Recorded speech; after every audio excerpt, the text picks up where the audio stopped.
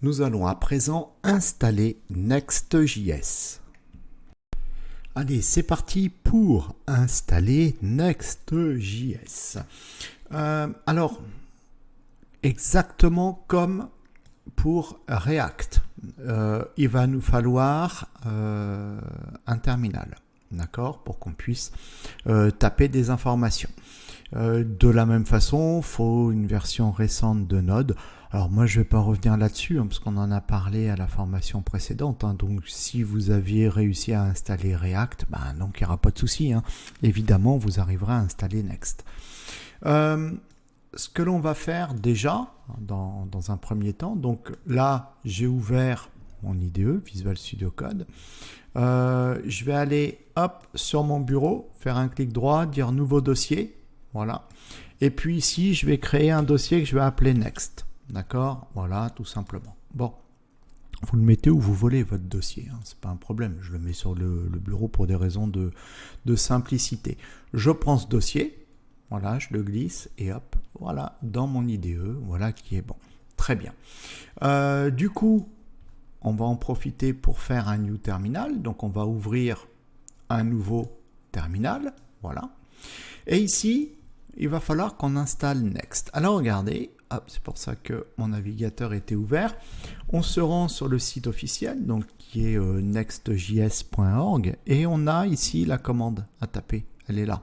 npx create next app et @lastist.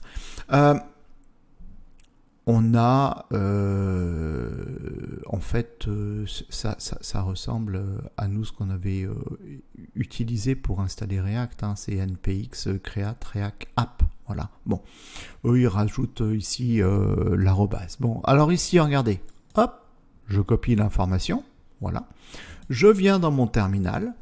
Je fais CTRL-V et je dis Entrée. Et là, pouf, c'est parti pour installer React. Alors ici, donc là, donc il me dit, voilà, qu'on va créer React la version 13. Donc il me demande si c'est OK pour l'installation. Je vais lui dire oui, c'est OK. Et ici, regardez, quel est le nom de votre projet. Alors, en sachant que là, je suis dans mon dossier Next, d'accord? Donc là, ici, on va créer un nom pour notre projet. Alors, je vais pas être très innovant, je vais l'appeler 001.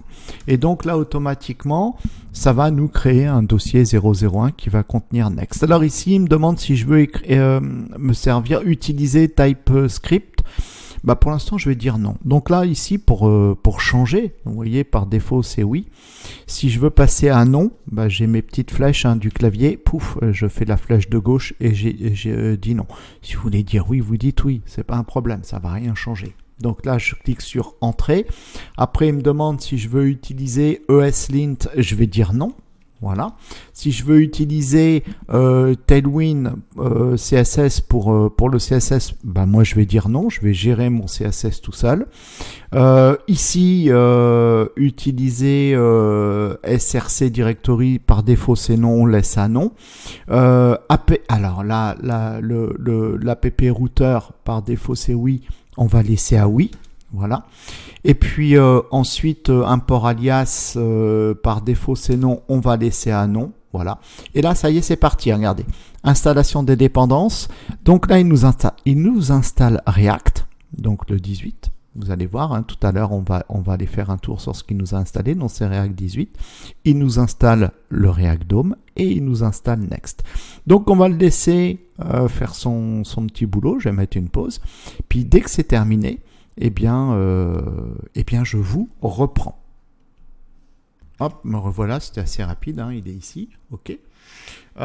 Donc succès, voilà, ça a été créé ici, 001. Donc si j'ouvre mon explorateur, j'ai mon dossier 001 et regardez, pouf, tout le monde est là.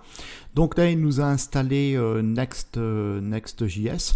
On fait un petit tour du propriétaire à la vidéo suivante. Ici, c'était juste bien pour faire l'installation. Alors, regardez, juste avant de quitter la vidéo, voilà, j'ai mon dossier Next. Quand je vais dedans, j'ai bien mon dossier 001. Hop, qui est là avec toutes les informations qu'on vient d'installer ensemble.